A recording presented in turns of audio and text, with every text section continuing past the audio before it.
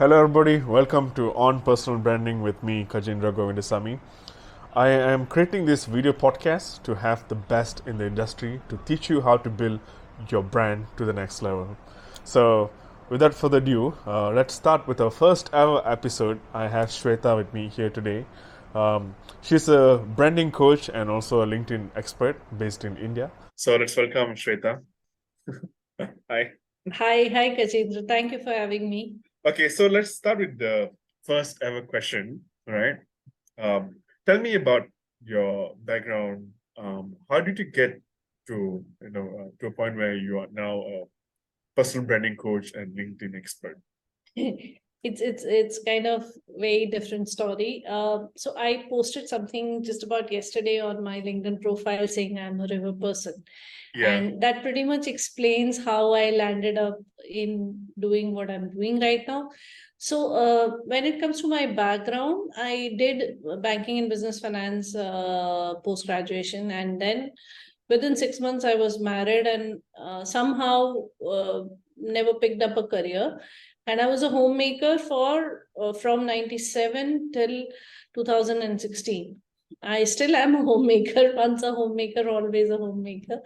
But in 2016, I got an opportunity to build business for an HR consulting firm. And that accidentally happened because I got in conversation with the founder as a friend.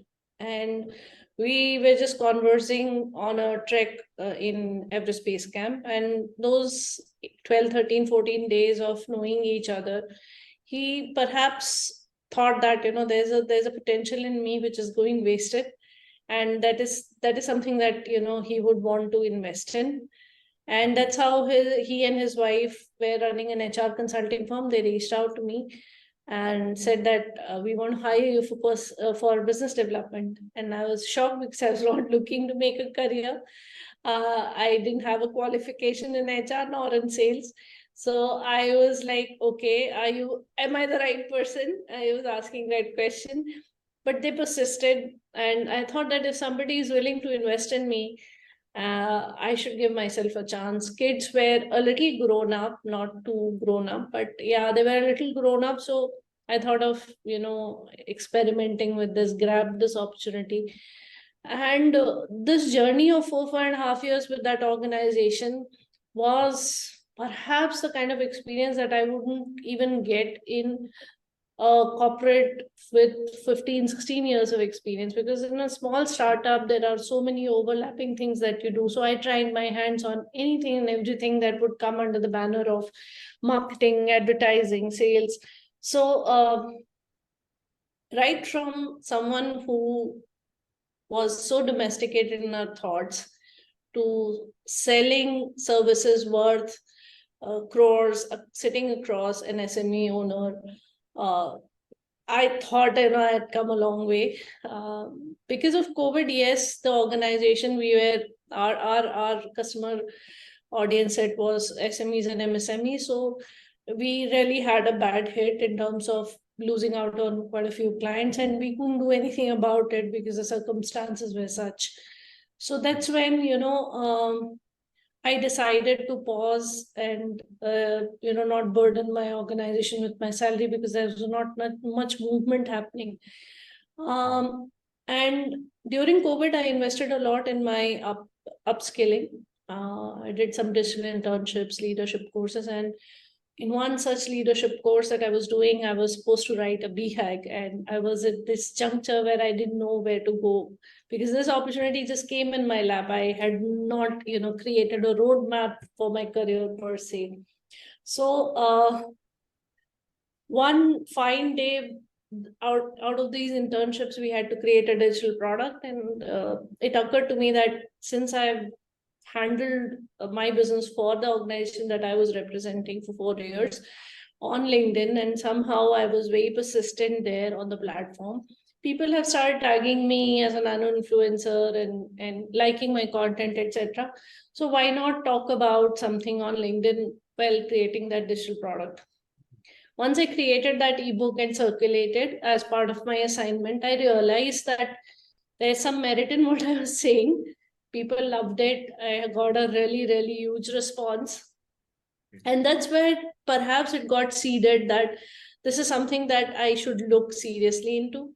Then I checked out with my mentors, and they also suggested that if I have out of nowhere build a LinkedIn profile in 2016, and by the end of 2020, in just 4 years, if I'm able to manage to build a personal brand for myself, I believe there's a strong story. And I slept on it for a few days. Then I realized, and I started looking into LinkedIn different profiles, and I observed that why people with such illustrious background, with such career rich experience, etc., are not doing anything to showcase their experience and expertise and help other people in that manner. And personal brand can be a byproduct. I never intended to build a personal brand per se, but it happened because I was consistently sharing whatever I was learning, whatever I was experiencing, so that people can benefit out of it. And that's when I thought that, yeah, this is my calling. And let me try my hands on coaching and consulting. Now, being a user is a different thing. Being a coach and consultant on the platform is a different thing. So I thought that, educating people about LinkedIn, I should also myself get a little more educated. So I signed up for a lot of LinkedIn coaches, India and abroad, so that I understand how they teach, what they teach. Am I missing something? Do I need to learn something more? Their delivery, etc. So I started looking into that. So I invested quite a lot of money and time. And July 2020 is when I thought that officially I will launch myself. I launched with a webinar, so as to say, to begin with. Okay. And rest, as they say, is history. Yeah. So from being a homemaker to an employee to an entrepreneur in a span of 5 years is what my journey has been. So speaking about storytelling, that brings to my second question. What is the importance of storytelling? I would ask you.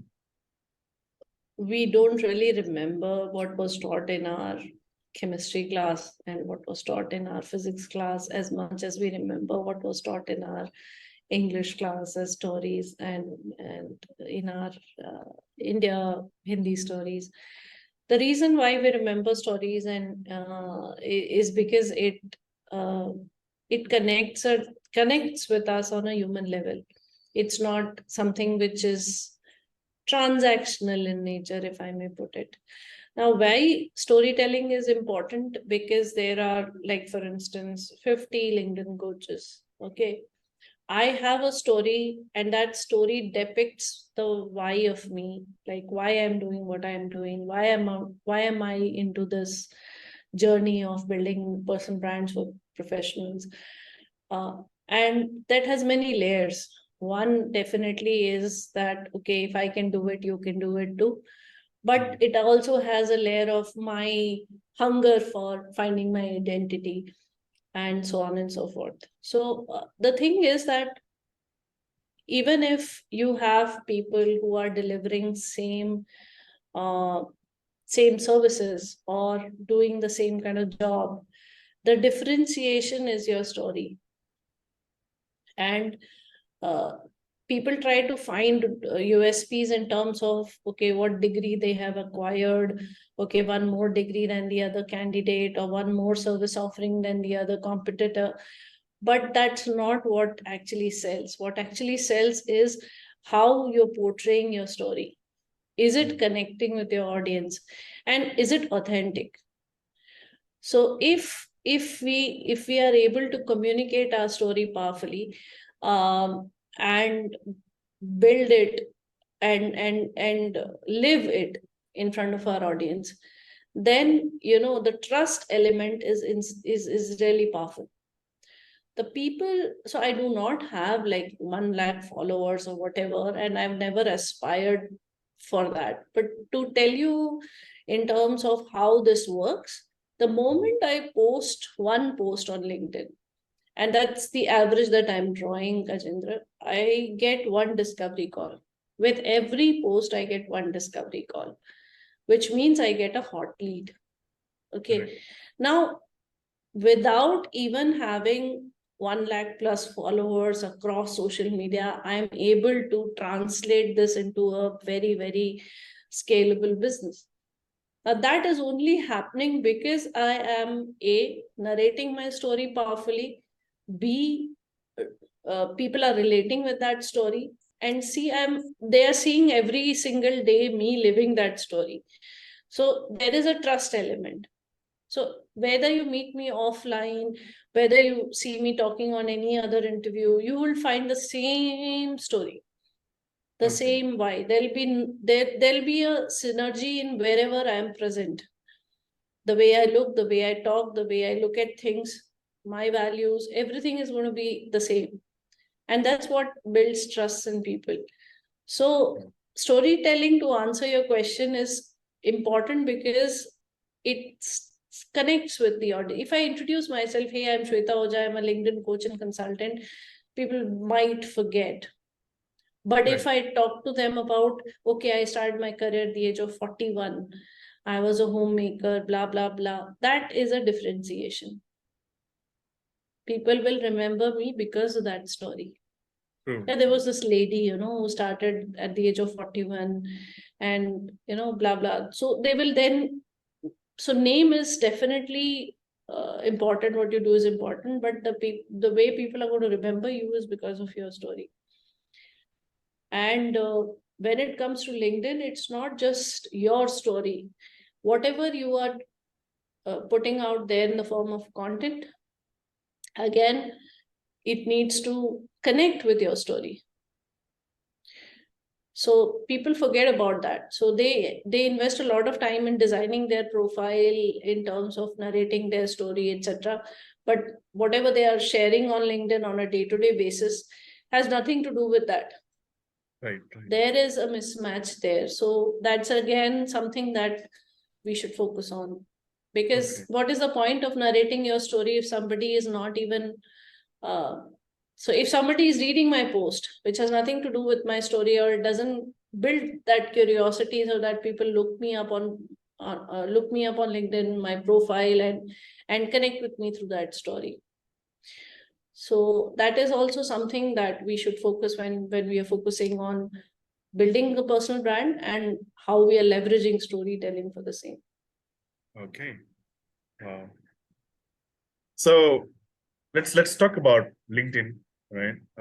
What are some common mistakes? I'm sure we have seen a lot of profiles out there. What are some common mistakes that people do on LinkedIn when it comes to personal branding, and what are some tips to rectify it? People on LinkedIn are bifurcated into 3 categories. One is business owners, entrepreneurs, one is consultants, coaches, and one is employees. Now, all 3 of them, I believe strongly, not just because I'm a LinkedIn coach and consultant, they should focus on building their personal brand because it is agnostic of whatever business that you are representing. Then you create an equity for yourself. Okay, so if I'm pivoting to some other business, or if I am pivoting from employee to entrepreneur, like I was in my case, your equity will fly.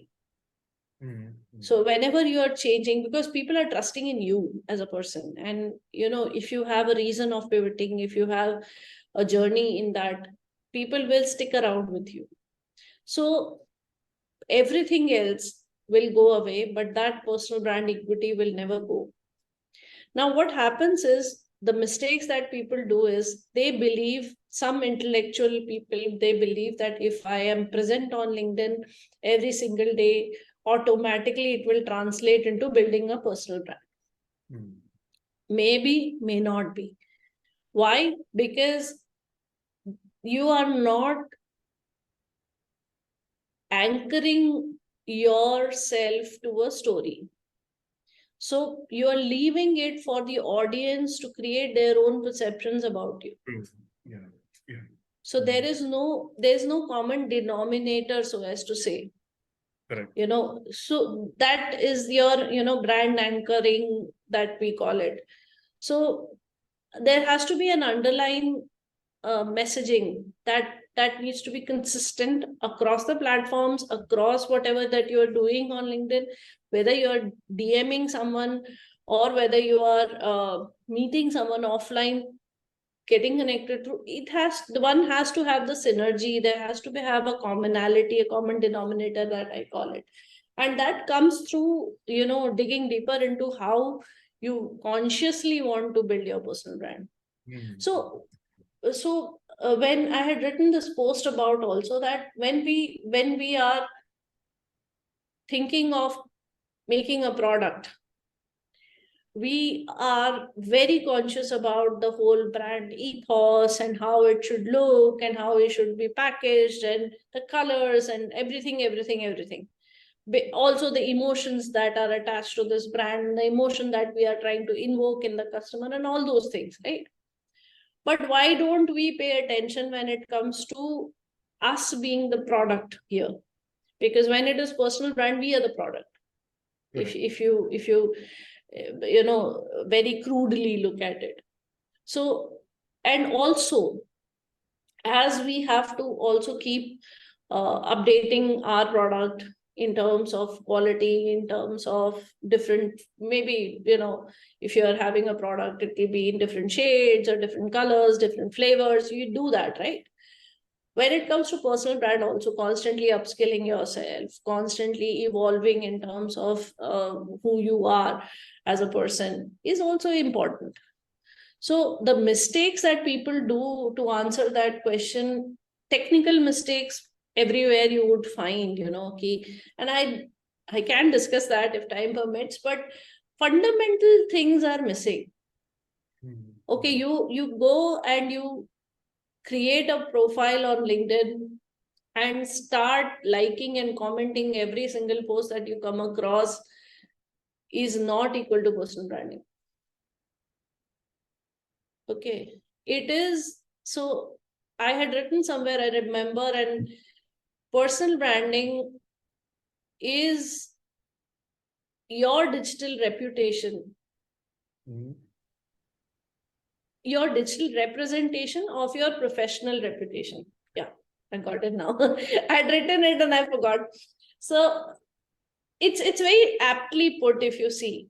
So my professional reputation, I've earned it, and there is an inner circle that is aware about it. Not everybody in the world knows about it, right? So I've built a reputation for myself. I'm not leveraging social media to build my reputation for me. No.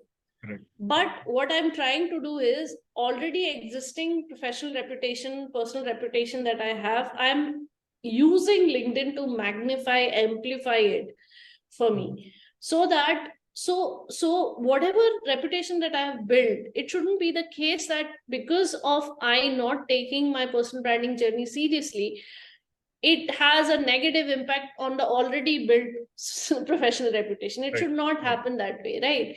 So basically, you need to think through as to who you are and how do you wish to project yourself. Okay, and that serious thought is not, I'm not seeing that happening. People just go by the herd mentality. Isne aisa likh diya to main waisa likh deta hu. I have got all these questions from my clients. Okay, this guy is my benchmark, so he has written something like this, so I can replicate that. So people try to create clones of the already existing influencers, and they think that they believe that they will build a strong personal brand, or they are completely ad hoc in their approach, or they are very active and aggressive for 1 month and they just vanish for 6 months. So all those are the fundamental problems when it comes to building your personal brand, be it LinkedIn or be it any other social media platform. But I need to show up every single day for the person to have a brand recall. Correct. Okay, I cannot trust a person who is there today and not there for 5-15 days. Right. So I need to to show my presence, okay, and respect the people who are following me. Because there is a sense of responsibility when you are building a personal brand. You are answerable to people because they are looking up to you, they are looking up to your content. And if you are missing in action, or if you are deviating somewhere, you have to, get back on track. So I don't know whether I've gone long in my answers, but there are thousands of mistakes I see people making on LinkedIn. But what hurts me most is at the very foundation level, if they are treating it as a social media platform, they are not treating it as a global networking platform. And that's the bottom line issue that I see. And I don't think that should be the way you should approach LinkedIn. Okay. So, imposter syndrome is something that I personally have gone through, and I think that there are a lot of people who are going through, especially in the professional circle, who are just starting out their careers and whatnot. So, what are your tips on dealing with imposter syndrome?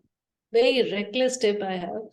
Just go all out and, be with the approach that what worse can happen. I think that is the only way, because you cannot take baby steps in that, to be very honest. You have to just bear it all at one go. That is my approach.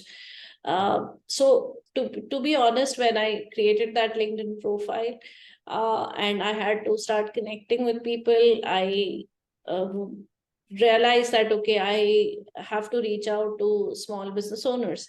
And these are random people. And some people were like really worked in large corporates with X number of years of experience, Forbes 30 under 30, 40 under 40, and I was like, if I send a connection request, why possibly they would entertain that, for a person like me who's a nobody. That was my perception. So who's a nobody is again an imposter syndrome, if you ask me, because I was somebody and I had my share of success in my own way. But I was seeing it from the lens of how professionals would look at me, because okay, she had nothing better to do, she got an opportunity. These are the questions that are in your head, not in anybody else's head. So you have to just like, I've been to Ladakh, and just taking off your clothes and jumping in that ice water is something what I would relate to dealing with imposter syndrome. Because once you dive in, you get out of it. I mean, that's and you, every single person, Kajendra, I believe, has imposter syndrome at some levels. How much do you, because if you ask me, if I have to go and speak on a global platform and I have an audience of 2000, obviously when it will be my first experience, I will have an imposter syndrome. Because if I'm taking another step, doing something like I've got an opportunity to, when I got an opportunity to address IIT Madras PhD students, now I was like, okay. So imposter syndrome, you will face it at every phase of your life. It's not something that, okay, you're done with it. No, it will never happen. But how much are you letting it affect you? It is a function of that. Okay. So the first step, the first step is very important. It's like just wearing your shoes. Once you wear your shoes, you will be walking, you'll be running, and you'll be doing 21 and 42 and whatnot, triathlon also. So it's the first step that matters. And to take the first step, the best thing is just take it with zero expectation. Okay, what worse can possibly happen, and just do it. Just do it. I shared in one of my posts also. That's the only way. That's the only way to get out of imposter syndrome. And 90%, even if you don't succeed in your attempt, you will realize that you don't have that syndrome anymore.